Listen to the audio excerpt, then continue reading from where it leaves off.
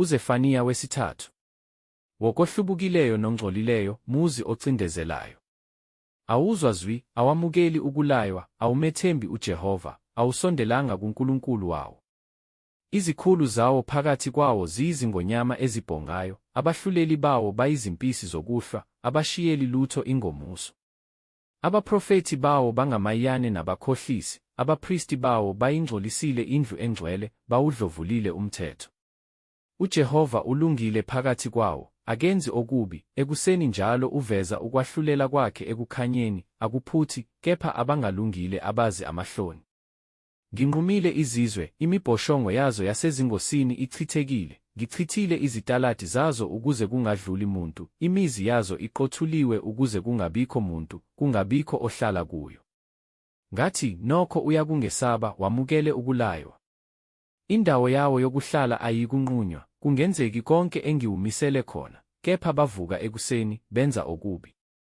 Ngalokho, ngilindeleni, usho uJehova, kuze kube lusuku engivuka ngalo ukuba ngiphange, ngokuba kuyisinqumo sami ukubutha izizwe ukuba ngiqoqe imibuso, ukuze ngithulule phezu kwabo intukuthelo yami, lonke ulaka lwami oluvuthayo, ngokuba wonke umhlaba uyakudliwa ngumlilo womhawu wami.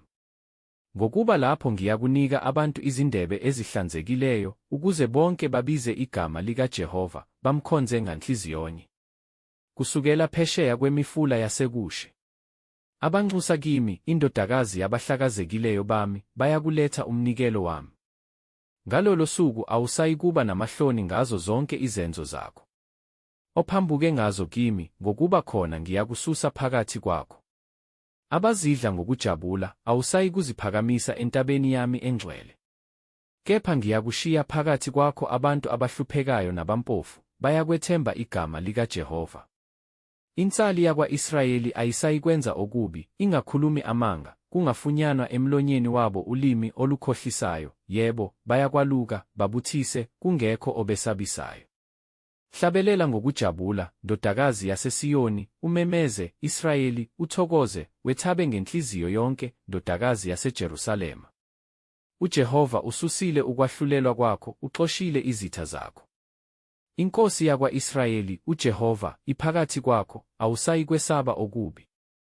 Ngalolo suku kuyakuthiwa kulo iJerusalema, ungesabi, Siyoni. Izandla zakho mazingadangali. UJehova uNkulunkulu wakho uphakathi kwakho, iqhawe eliyakukusindisa, uyakujabula ngawe ngentokozo, athule othandweni lwakhe, ethabe ngawe ngokuhlabelela. Abadabuka ngemikhosi ngiyakubabutha, ababahlukene nawe, usathwele ihlazo. Bekani, ngaleso sikhathi ngiyakuphatha bonke abakuhluphayo, ngisindise abaqhugayo, ngibuthe abaxoshiweyo, ngibenze indumiso negama. Abahlazo labo lalisemhlabeni wonke. Ngaleso sikhathi ngiyakuningenisa, ngaleso sikhathi ngiyakunibutha, ngokuba ngiyakunenza igama nendumiso. Phakathi kwabantu bonke bomhlaba, lapho ngibuyisa ukuthunjwa kwenu. Phambi kwamehlo enu, usho uJehova.